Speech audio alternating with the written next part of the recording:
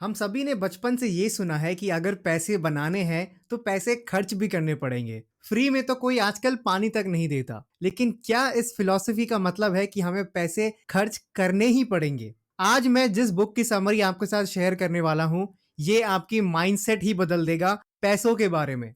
और video and होने तक आप इतना कुछ सीख जाएंगे जो 99% लोग इंडिया में जानते ही नहीं है। जैसे लोन्स होना जरूरी क्यों है, ऑपरेसिव डेट एंड इनरेचिंग डेट में फर्क क्या है, डेट रेशियो क्या होता है, फाइनेंशियल LIFE मेथड क्या है, और कैसे एक स्ट्रेस फ्री लाइफ जीनी है जिसमें आप बिल्कुल ही फाइनेंशियली फ्री हो, यानी आप कैसे फाइनेंशियल फ्रीडम की ओर पहुंच सको। इस वीडियो को बिल्कुल पूरा ही देखिएगा, चाहे आप वीडियो की स्पीड बढ़ा दो, क्योंकि ये वीडियो सिर्फ आपके लिए ही नहीं पूरे देश के लिए बहुत ज्यादा जरूरी है। इंडिया में हमें फाइनेंशियल नॉलेज बहुत ज्यादा कम है और इस वीडियो के थ्रू मैं उसे खत्म करने जा रहा हूँ। नमस्ते दोस्तों, आप सभी का स्वागत है बुक पिलो यूट्यूब चैनल पर, जहां पर हर संडे आपको मिलते हैं high quality book summaries. The value of debt in building wealth, जिसे लिखा है थॉमस एंडरसन ने, और मेरे लिए ये one of the best book है पर्सनल फाइनेंस के ऊपर। आज के इस वीडियो में मैं आपके साथ वो सारी स्ट्रैटेजी शेयर करूंगा जो मैंने इस बुक से सीखी है, जिससे कि आप अमीर बन सकते हो और आपकी फैमिली की लाइफ भी सिक्योर कर सकते हो।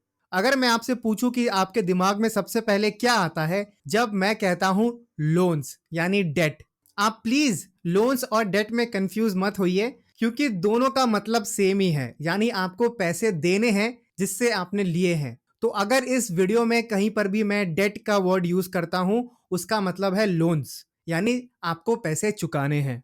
तो फिर से मैं आपसे वो क्वेश्चन पूछता हूं, आपके दिमाग में सबसे पहले क्या आता है जब मैं आपको कहता हूं लोन्स या फिर डेट?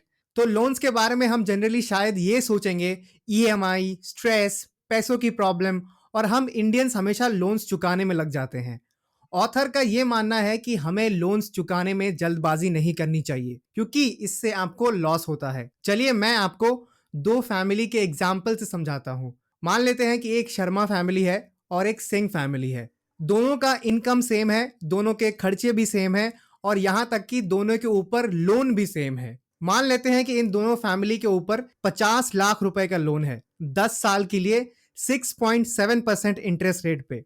तो इनका टोटल इंटरेस्ट होगा जो इन्हें पे करने पड़ेंगे, वो है 18,74,094 रुपीज, यानी टोटल अमाउंट पेएबल होगा 68,74,094 रुपीज। लेकिन शर्मा फैमिली थोड़े ओल्ड स्कूल माइंडसेट को फॉलो करते हैं, यानी लोन्स मतलब झंझट, और इससे जितना जल्दी छुटकारा मिल सके उतना बेटर है भाई। अपने सर पे कोई लोन या डेट रखना ही नहीं है। तो उन्होंने सोचा कि मंथली EMI के साथ, जो कि बनता है 57,384 रुपीज, उसके साथ में 10,000 रुपए और ऐड करके, यानी 67,384 रुपीज बैंक को दे दूंगा। तो ऑलमोस्ट 8.5 साल में उनका लोन खत्म हो जाएगा, 10 साल की बजाय, और वो खुल के जी सके। शायद आप भी इस आइडिया से एग्री करेंगे कि भाई शर्मा फैमिली ने बिल्कुल सही किया। लेकिन अब बात आती है सिंह फैमिली के बारे में। वो बुक पिलो के सारे वीडियोस देखते हैं, तो उन्होंने सोचा मंथली EMI के साथ जो शर्मा जी ने 10,000 रुपए बैंक को दिया वो मैं नहीं करूंगा। उल्टा मैं उन 10,000 को mutual funds, stock market, PPF और फिक्स डिपॉजिट में इन्वेस्ट करूंगा। बैंक को सिर्फ मैं अपना मंथली EMI ही दूंगा। तो जहां पे शर्मा फैमिली ने ऑलमोस्ट 8 साल या फिर 8.5 साल में लोन खत्म कर लिया, उन्हीं 8 सालों में सिंह फैमिली ने अपना काफी ज्यादा लोन भी खत्म कर लिया, और साथ ही साथ 10% रिटर्न से कैलकुलेट करे तो उन्होंने जो पैसे इन्वेस्ट किए थे वो अब 10,56,000 हो चुके हैं। अगर आप सोच रहे हैं कि कैसे ये हुआ, तो उसको मैं अभी ब्रेक डाउन करूंगा और आपको अच्छे से समझाऊंगा। तो इस बुक का पहला स्ट्रैटेजी जो मैंने सीखा कि लोन्स कोई झंझट नहीं है अगर आप स्मार्टली अपने पैसे को मैनेज करते हो। तो अब थोड़ा ब्रेक डाउन करते हैं कि सिंह फैमिली ने कैसे पैसे बचाए। देखिए, लोन है 50 लाख रुपए का, इंटरेस्ट रेट है 6.7%, 10 साल के लिए, तो 8 साल यानी 96 मंथ्स। तो हम इसे मल्टीप्लाई करते हैं 57,384 रुपीज, जो कि मंथली EMI है। तो सिंह फैमिली ने 55,08,864 रुपीज उन्होंने बैंक को पे कर चुके हैं, और उन्हीं 96 मंथ्स को अगर हम 10,000 रुपए से मल्टीप्लाई करें तो वो कुल बनते हैं 9,60,000 रुपए। अगर सिंपल 10% रिटर्न अगर हम एक्सपेक्ट करते हैं, तो उन्होंने और 96,000 रुपीज उन्होंने कमाए और टोटल पैसे इनके पास थे 9,60,000 प्लस 96,000 जो कि बनते हैं 10,56,000 रुपीज। देखिए, ये आपकी पर्सनालिटी पर डिपेंड करता है कि आपको ये स्ट्रैटेजी जमेगी या नहीं जमेगी, लेकिन ऑथर का मोटिव ये है कि आपको जानकार बनाना कि एक ऐसा भी मेथड है जिससे आप अपने पास कैपिटल रख सकते हो जो आप कभी भी इस्तेमाल कर सकते हो इमरजेंसी में या फिर कभी भी जब आपको फंड की शॉर्टेज पड़े तो। स्ट्रैटेजी नंबर 2 जो मैंने इस बुक से सीखा वो है oppressive dates and enriching dates. Imagine करते हैं कि आप एक रोड ट्रिप पे हो अपने फैमिली के साथ और आपका डेस्टिनेशन है फाइनेंशियल सिक्योरिटी, यानी आप एक ऐसी जगह जाना चाहते हो जहां पर पैसों की कोई स्ट्रेस हो ही ना। आप बिंदास जिंदगी जी रहे हो, बीच पे उल्टा लेट के आप सनबाथ भी ले रहे हो और साथ ही साथ आप एक मॉकटेल भी पी रहे हो, यानी आप और आपके जो बच्चे और आपके जो फैमिली है वो बीच पे एंजॉय कर रहे हैं बिना ये सोचे कि भाई कल मुझे क्या काम करना पड़ेगा। और आप ही अपनी कार को ड्राइव कर रहे हो उस फाइनेंशियल सिक्योरिटी की वहां पे पहुंचने के लिए। तो आप फाइनेंशियल सिक्योरिटी सिटी में कैसे पहुंचेंगे? पान वाले से पूछकर, या पहले से ही आप एक मैप बना लेते हो, या फिर आप अपने फोन पे गूगल मैप से आप नेविगेट करके वहां पहुंचते हो।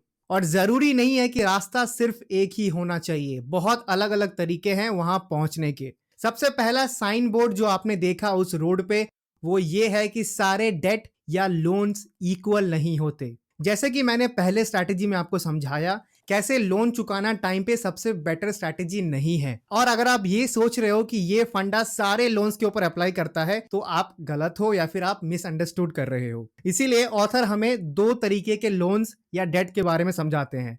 पहला है ऑप्रेसिव डेट। ये वो लोन होते हैं जहां पे आपको हाई इंटरेस्ट रेट देना पड़ता है और ये टैक्स डिडक्टेबल भी नहीं होता है। क्रेडिट कार्ड लोन्स इस कैटेगरी में आते हैं। ऑथर कहते हैं कि सभी ऑप्रेसिव डेट को अवॉइड करना चाहिए। अगर आप मार्केट में किसी व्यक्ति से लोन लेते हो तो वो भी एक ऑप्रेसिव डेट ही होता है, क्योंकि पहली चीज वो आपको जनरली कैश में पैसे देते हैं और साथ ही साथ उनका इंटरेस्ट रेट काफी ज्यादा हाई होता है और लेट पैसे जमा करने से वो आपसे पंगे भी लेंगे। अगर आप क्रेडिट कार्ड कंपनी को अगर आप लेट से पैसे देते हो तो वो आपसे लेट फीस भी चार्ज करेंगे, जिसका सिंपल सा मतलब है कि आपको बहुत नुकसान होगा।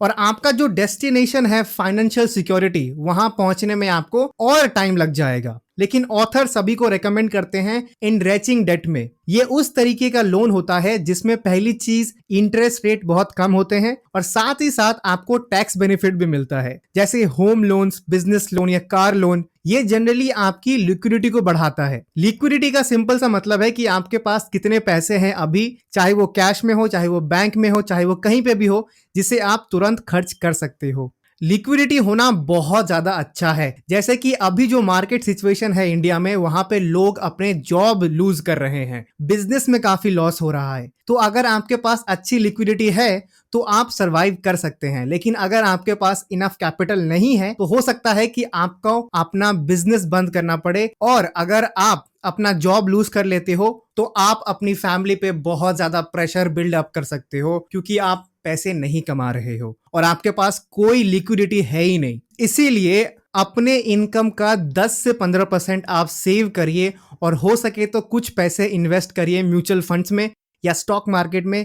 जहां पर भी आपको ठीक लगे वहां पे इन्वेस्ट करिए, क्योंकि इससे आप पैसे कमाते हो और आपका जो डेस्टिनेशन है फाइनेंशियल सिक्योरिटी, वहां पे आप आराम से पहुंच सकते हो और उसके लिए लिक्विडिटी होना बहुत ज्यादा जरूरी है।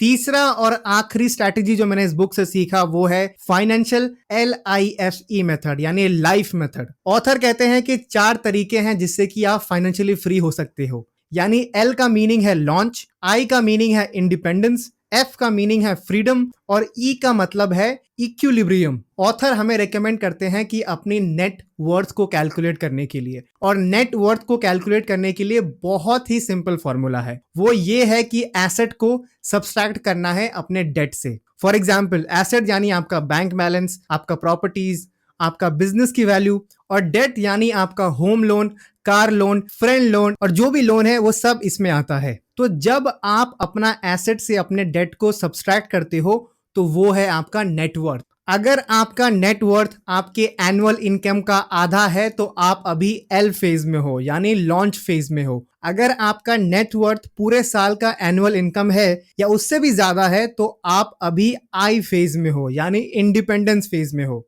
चलिए एक और एग्जाम्पल से समझते हैं LIFE मेथड को। इमेजिन करते हैं कि एक फैमिली है, यानी कुमार फैमिली। वो पिछले कुछ सालों से अपने पैसों को बहुत अच्छे से मैनेज कर रही है, यानी वो अपने पैसों को सेव कर रही है और कुछ पैसे इन्वेस्ट कर रहे हैं और कुछ पैसे वो अपने बच्चों की एजुकेशन के लिए सेव कर रहे हैं और साथ ही साथ अपने रिटायरमेंट की भी प्लानिंग कर रहे हैं। तो ये already launch and independent phase से ऊपर आ चुके हैं। और जब तक आपका नेटवर्थ आपके एनुअल इनकम का 5 गुना ना बन जाए तब तक आप इंडिपेंडेंस फेज में ही रहोगे। और फ्रीडम फेज में आने के लिए ऑथर रेकमेंड करते हैं कि आपको अपनी वेल्थ बढ़ानी पड़ेगी, यानी संपत्ति बढ़ानी पड़ेगी और अपने डेट रेशियो को ठीक करना पड़ेगा। डेट रेशियो का मतलब है कि आपका डेट कितना है और आपका एसेट कितना है, इन दोनों का रेशियो। अगर आपका डेट ज्यादा है तो भाई ये बहुत रिस्की है। फॉर एग्जाम्पल, अगर आपका लोन है 5 लाख रुपए का और आपका नेटवर्थ है 10 लाख रुपए का तो आपका डेट रेशियो हुआ 5:10। जितना हो सके आपको अपनी डेट को कम करना है और अपनी एसेट को बढ़ाना है। चौथा और आखिरी फेज है इक्विलिब्रियम, जहां पर आपका मेन गोल यही है कि आपके सर के ऊपर कोई लोन ना रहे और जो भी आप पैसे कमा रहे हो उसे री इन्वेस्ट कर रहे हो, अपनी वेल्थ बढ़ा रहे हो, ऐसी जगह इन्वेस्ट कर रहे हो जहां से आपको पैसे आ रहे हैं, जहां पर आपको बहुत सारे इनकम स्ट्रीम्स हैं, जिससे कि आपको स्ट्रेस लेने की कोई जरूरत नहीं है क्योंकि पैसे अपने आप ही बन रहे हैं। मैं सभी को रेकमेंड करूंगा कि आप कोई ना कोई एप्लीकेशन से म्यूचुअल फंड्स या स्टॉक मार्केट के बारे में जानिए और बिल्कुल मिनिमम अमाउंट से इन्वेस्ट करना शुरू करिए। जितना जल्दी आप सीखोगे उतना जल्दी ही आप अमीर बन पाओगे। मेरा फेवरेट एप्लीकेशन है अपस्टॉक, क्योंकि अगर आप इसमें अपना demat plus trading account open करते हो तो आपको फ्री स्टॉक मार्केट कोर्स जिसकी कीमत है ऑलमोस्ट 1000 रुपए और साथ ही साथ आपको स्टॉक एज प्रीमियम मेंबरशिप वो भी ऑलमोस्ट 1000 रुपए की है। ये दोनों आपको फ्री मिलती है, यानी जैसे ही आप इसमें अपना डीमैट ट्रेडिंग अकाउंट ओपन करते हो तो आपको ये सारी चीजें फ्री मिलती है।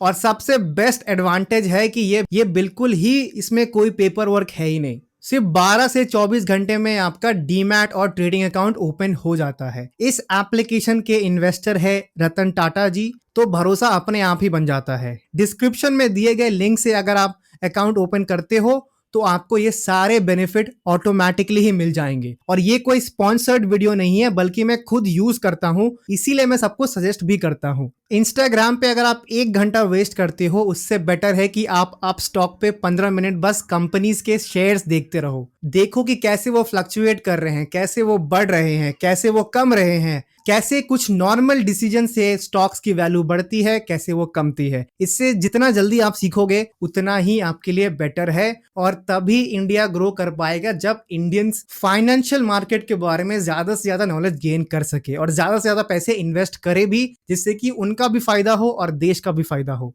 अगर आपको ये मेरी वीडियो पसंद आई तो मैं आपको रेकमेंड करूंगा कि मेरी book summary I will teach you to be rich, जिसे लिखा है रामित सेठी ने, और द टोटल मनी मेकओवर जिसे लिखा है डेव रैमसी ने। इन दोनों पे ही मैंने बहुत ही डिटेल बुक समरी अपलोड की है और मैं आपको गारंटी देता हूं कि ये दोनों वीडियोस आपके लिए लाइफ चेंजिंग होगी, सिर्फ आपके लिए नहीं बल्कि पूरे इंडिया के लिए। अगर इस वीडियो के समरी को हम सम अप करते हैं तो सबसे पहले ये सीखा हम लोगों ने कि लोन्स जल्दी चुकाना क्यों बेटर नहीं है। दूसरा, हमने सीखा ऑप्रेसिव डेट और इनरिचिंग डेट के बारे में। तीसरा, हमने सीखा LIFE मेथड के बारे में। अगर आपको ऐसे और वीडियोस चाहिए तो प्लीज कमेंट सेक्शन में मुझे बुक की रिकमेंडेशन दे, मैं आपके लिए जरूर डिटेल में समरी बनाऊंगा। तो मैं मिलूंगा आपसे नेक्स्ट वीडियो में, तब तक के लिए कीप रीडिंग, कीप ग्रोइंग।